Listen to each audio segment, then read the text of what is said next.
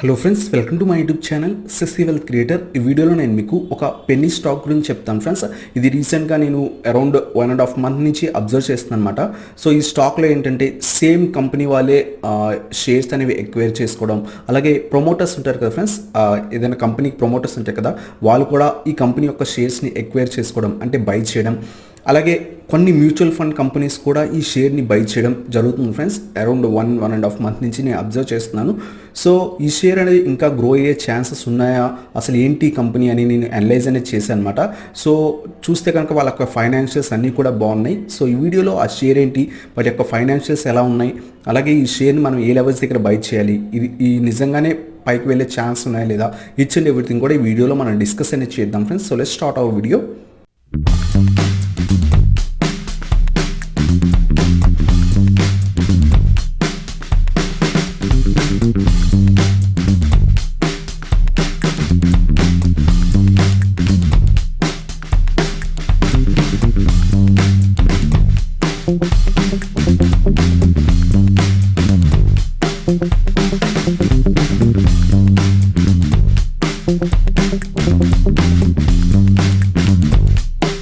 ఈ వీడియోలో చెప్తాను కదా, ఒక పెన్నీ స్టాక్ గురించి చూద్దాం ఫ్రెండ్స్.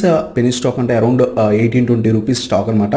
సో ఈ స్టాక్లో రీసెంట్గా మనకి సేమ్ కంపెనీ వాళ్ళే ఈ షేర్స్ని మార్కెట్లో బై చేయడం, అలాగే ప్రమోటర్స్ ఉంటారు కదా, ప్రమోటర్స్ కూడా మార్కెట్లోంచి బై చేయడం, కొన్ని మ్యూచువల్ ఫండ్స్ కూడా ఈ షేర్స్ని బై చేయడం, ఇలా జరుగుతుందన్నమాట. సో నేను అరౌండ్ 1.5 month నుంచి అబ్జర్వ్ చేస్తున్నాను. సో అంటే ఎవ్రీడే కాదులేండి, బట్ ఎవ్రీ 5 daysకో 6 daysకో ఒకసారి బై చేయడం అలా జరుగుతుందన్నమాట. 5 lakh క్వాంటిటీ షేర్స్ అలా బై చేయడం జరుగుతుంది. సో నేను రీసెంట్ టైమ్స్లో బాగా అబ్జర్వ్ చేసిన తర్వాత ఎందుకు ఈ షేర్లో ఇన్వెస్ట్ చేస్తున్నారు అని కంపెనీ యొక్క ఫైనాన్షియల్స్ అన్నీ కూడా చూసాను అనమాట. సో కంపెనీ యొక్క ఫైనాన్షియల్స్ ఓవరాల్గా బాగానే ఉన్నాయి, బట్ అంటే గ్రోత్ అనేది ఉందన్నమాట. బట్ ఏంటంటే మనకి పెన్నీ స్టాక్ కాబట్టి కొంచెం జాగ్రత్త వహించి మనం స్మాల్ ఇన్వెస్ట్మెంట్స్ మాత్రమే దీంట్లో మనం ఇన్వెస్ట్ చేయాలి ఫ్రెండ్స్. సో ఈ షేర్ నేను చెప్తున్నాను కదా అని రేపు మార్నింగ్ వెళ్ళి మార్కెట్లోకి వెళ్ళేసి ఇన్వెస్ట్ చేయకండి. మీరు కూడా అనలైజ్ చేయండి, ఓకే ఇది వెళ్తుంది అని మీకు అనిపిస్తే మాత్రమే కొంత అమౌంట్స్, మీ క్యాపిటల్ ఒక 1 lakh అయితే కనుక కేవలం 2000 రూపీస్ 3000 రూపీస్ మాత్రమే ఇన్వెస్ట్ చేయండి ఫ్రెండ్స్. ఎందుకంటే అయితే మంచి రిటర్న్స్ వస్తాయి. సో అంటే ఎక్కువ రిటర్న్స్ రాకపోవచ్చు, బట్ ఏంటంటే మీది ఈ క్యాపిటల్ 10 lakhs అనుకోండి, ఒక 50,000 40,000 ఇన్వెస్ట్ చేయండి. సో దట్ ఒకవేళ లాస్ అయిన ప్రాబ్లం లేదు అనుకుంటే మాత్రమే ఇన్వెస్ట్ అనేది చేయాలన్నమాట. సో నేను ఇంకా కూడా కొంత టైం అనేది వెయిట్ చేసిన తర్వాత ఇన్వెస్ట్ చేస్తాను. ఎందుకంటే స్టాక్ ఆల్రెడీ అది ఆల్ టైమ్ హైస్కి వచ్చేసింది అనమాట. సో ప్రీవియస్గా ఎక్కడి నుంచి పడిందో మార్కెట్ క్రాష్లో మళ్ళీ ఆ లెవెల్స్కి వచ్చేసింది. సో కొంచెం వెయిట్ చేసి కొంచెం కింద పడిన తర్వాత ఇన్వెస్ట్ అనేది చేస్తాను అనమాట. లాస్ట్ 1.5 day నుంచి కొంచెం కింద పడుతుంది. సో మళ్ళీ కూడా మంచి లెవెల్స్కి రాగానే ఇన్వెస్ట్ అనేది చేస్తాను అనమాట. సో ఆ షేర్ ఏంటో ఇప్పుడు చూద్దాం ఫ్రెండ్స్. అంతకన్నా ముందు నేను ఈరోజు ఆప్షన్స్ ట్రేడింగ్ చేశాను ఫ్రెండ్స్. సో ఈ ఆప్షన్స్ ట్రేడింగ్లో నేను ఈరోజు అరౌండ్ 7,000 రూపీస్ ప్రాఫిట్ అనేది వచ్చిందనమాట.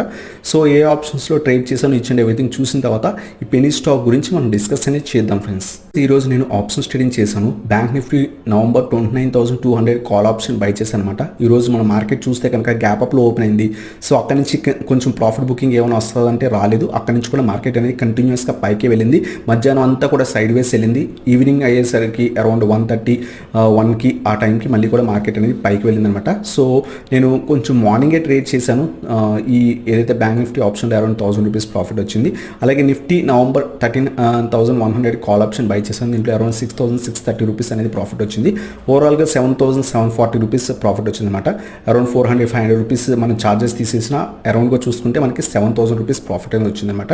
సో ఈ 2 కాల్స్ కూడా నేను ప్రీమియం గ్రూప్లో ఇచ్చాను. సో వాళ్ళకు కూడా మంచి ప్రాఫిట్స్ వచ్చాయి. కొంతమంది అయితే 40,000 30,000 కూడా ఎర్న్ చేశారు, కొంతమంది 6,000, కొంతమంది 3,000 కూడా ఎర్న్ చేశారనమాట. ఎవరెవరి క్యాపిటల్కి సంబంధించి వాళ్ళంతా ఎర్న్ అనేది చేశారనమాట. నేను కూడా ఈ ఏదైతే 7,000కి కేవలం యూజ్ చేసిన క్యాపిటల్ అనేది 30,000 ఫ్రెండ్స్. సో ఎప్పుడు కూడా నేను ఆప్షన్స్ 30,000 40,000తో మాత్రమే చేస్తాను. ఎందుకంటే ఆప్షన్స్లో రిస్క్ ఉంటుంది. సో రిస్క్ తీసుకున్నప్పుడు ఎంటైర్ క్యాపిటల్ పోయే ఛాన్సెస్ కూడా ఉంటాయి. అందువల్ల మనం ఏం చేస్తామంటే స్మాల్తో ట్రేడ్ చేసి స్మాల్ క్వాంటిటీతో ట్రేడ్ చేయడం బెటర్ అనమాట, స్మాల్ క్యాపిటల్తో. సో ఓకే, ఏదైతే ప్రాఫిట్ వచ్చిందో నేను ముతూట్ ఫైనాన్స్లో ఇన్వెస్ట్ చేశాను అనమాట. సో ఆ షేర్స్ అనమాట ఒక 10 షేర్స్ కొన్నాను, అరౌండ్ 10,000 11,000 రూపీస్ అయింది. సో ఇంకో ఎక్స్ట్రా 4,000 వేసి కొన్నాను. సో ఎందుకంటే యావరేజ్ చేశాను అనమాట, రీసెంట్ టైమ్స్లో నేను తీసుకున్నాను. అక్కడి నుంచి కూడా షేర్ ప్రైస్ పడింది, ఎందుకంటే మార్కెట్ పైకి వెళ్తే గోల్డ్ ప్రైస్ పడుతుంది. సో ఆటోమేటిక్గా మనకి ముతూట్ ఫైనాన్స్ షేర్ అనేది కొంచెం కింద పడుతుంది అనమాట. ఇన్వెస్ట్ చేశాను. సో ఇది ఇన్వెస్ట్మెంట్ అనమాట, ఏదైతే ప్రాఫిట్ వచ్చిందో అది కూడా మళ్ళీ కూడా ఇన్వెస్ట్ అనేది చేశాను అనమాట. సో ఇది ఫ్రెండ్స్, ఈరోజు నేను అరౌండ్ 7,000 రూపీస్ ప్రాఫిట్ ఎర్న్ చేశాను. సో ఈ 2 కాల్స్ కూడా ఏదైతే బ్యాంక్ నిఫ్టీ అలాగే నిఫ్టీ 2 కాల్స్ కూడా నేను ప్రీమియం గ్రూప్లో ఇచ్చినవే. మీకు ఇంట్రెస్ట్ ఉంటే కనుక కింద వాట్సాప్ నెంబర్ స్క్రోల్ అవుతుంది, ఆ వాట్సాప్ నెంబర్కి పింక్ చేయండి, మెసేజ్ చేయండి. సో దట్ ఆ ప్రీమియం గ్రూప్ డీటెయిల్స్ అనేవి మీకు సెండ్ చేస్తాను. ఈ ప్రీమియం వాట్సాప్ గ్రూప్లో నేను డైలీ కూడా intraday calls, option calls, short term calls అలాగే లాంగ్ టర్మ్ కాల్స్ అనేది ఇవ్వడం జరుగుతుంది. మీకు ఇంట్రెస్ట్ ఉంటే మెసేజ్ చేయండి ఫ్రెండ్స్. సో నేను డీటెయిల్స్ సెండ్ చేస్తాను. సో ఇది ఫ్రెండ్స్ నేను ఈరోజు ట్రేడింగ్ చేసింది. సో ఇప్పుడు మన మెయిన్ టాపిక్కి వెళ్ళిపోదాం. మన మెయిన్ టాపిక్ ఏంటంటే పెనీ స్టాక్ ఫ్రెండ్స్. ఆ పెనీ స్టాక్ ఏంటి, ఆ కంపెనీలో ఎందుకు కంపెనీ ఓన్ కంపెనీ ఎందుకు ఇన్వెస్ట్ చేస్తుంది, అలాగే ప్రమోటర్స్ ఎందుకు ఇంకా వాళ్ళ యొక్క ఏదైతే స్టేక్ ఉందో పెంచుకుంటున్నారో, అలాగే కొన్ని మ్యూచువల్ ఫండ్స్ కూడా ఇన్వెస్ట్ చేస్తున్నాయి ఫ్రెండ్స్. సో ఆ షేర్ గురించి చూద్దాం. ఆ షేర్ నేమ్ వచ్చేసరికి హెచ్ఎఫ్సిఎల్ లిమిటెడ్ ఫ్రెండ్స్. సో ఈ షేర్ ప్రస్తుతం మనకి 18 రూపీస్ దగ్గర ట్రేడ్ అవుతుంది. ఈరోజు కొంచెం కింద పడింది, ఈవెన్ మార్కెట్ కొంచెం పాజిటివ్ ఉన్నా సరే కొంచెం కింద పడింది. రీసెంట్ టైమ్స్లో కొంచెం కింద పడుతుంది ఫ్రెండ్స్. సో చూసుకొని ఇంకా కూడా కొంచెం కింద పడిన తర్వాత ఇన్వెస్ట్ అనేది చేద్దాం. ఏ లెవెల్స్ దగ్గర చేయాలో కూడా చెప్తాను, బట్ హ్యూజ్ అమౌంట్స్ మాత్రం దీంట్లో పెట్టకండి ఫ్రెండ్స్, ఎందుకంటే పెనీ స్టాక్స్ ఎప్పుడు కూడా చాలా డేంజరస్ అనమాట. సో హ్యూజ్ అమౌంట్స్ పెట్టకుండా స్మాల్ అమౌంట్స్ మీరు అనలైజ్ చేసి కంపెనీ బాగున్నట్టయితే అప్పుడు ఇన్వెస్ట్ అనేది చేయండి. సో ఈ షేర్ గురించి అసలు ఫస్ట్ ఆఫ్ ఆల్ ఫైనాన్షియల్స్ చూద్దాం ఫ్రెండ్స్, ఆ తర్వాత ఎవరు ఇన్వెస్ట్ చేస్తున్నారు అనేది కూడా చూద్దాం. సో హెచ్ఎఫ్సిఎల్ లిమిటెడ్ ఫ్రెండ్స్, అసలు ఈ కంపెనీ ఏంటిది అంటే ఇది ఒక టెలికామ్ ఇన్ఫ్రాస్ట్రక్చర్ కంపెనీ అనమాట. సో వీళ్ళు ఇన్ఫ్రాస్ట్రక్చర్ డెవలప్మెంట్, సిస్టమ్ ఇరిగేషన్, అలాగే supply of high amount of telecom equipment, అలాగే ఆప్టికల్ ఫైబర్స్ ఉంటాయి కదా, optical fibre cables, optical fibre ఇవన్నీ కూడా వీళ్ళు తయారు చేస్తారనమాట. ఆ బిజినెస్లో ఉన్నారు. సో హెచ్ఎఫ్సిఎల్ లిమిటెడ్ అనేది కొంచెం మంచి కంపెనీయే ఓవరాల్గా చూసుకుంటే.